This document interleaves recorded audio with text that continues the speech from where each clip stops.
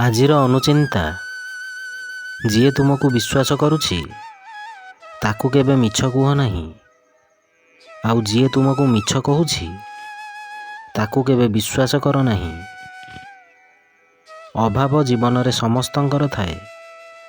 କାହାର ସମୟ, କାହାର ସମ୍ପର୍କ, କାହାର ଧନ ଓ ଆଉ କାହାର ଶାନ୍ତିର ଅଭାବ ଥାଏ।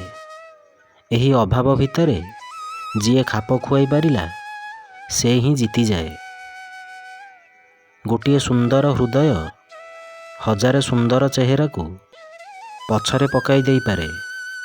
ତେଣୁ ଜୀବନରେ ଏମିତି ଲୋକଙ୍କୁ ବାଛନ୍ତୁ ଯେଉଁମାନଙ୍କ ହୃଦୟ ଚେହେରା ଠାରୁ ସୁନ୍ଦର ହୋଇଥିବ। ଜନ୍ମରୁ କେହି କାହାର ମିତ୍ର ବା ଶତ୍ରୁ ହୋଇନଥାନ୍ତି। ବ୍ୟବହାରରେ ମିତ୍ରତା ଓ ଶତ୍ରୁତା ସୃଷ୍ଟି ହୋଇଥାଏ। ଜୟ ଜଗନ୍ନାଥ।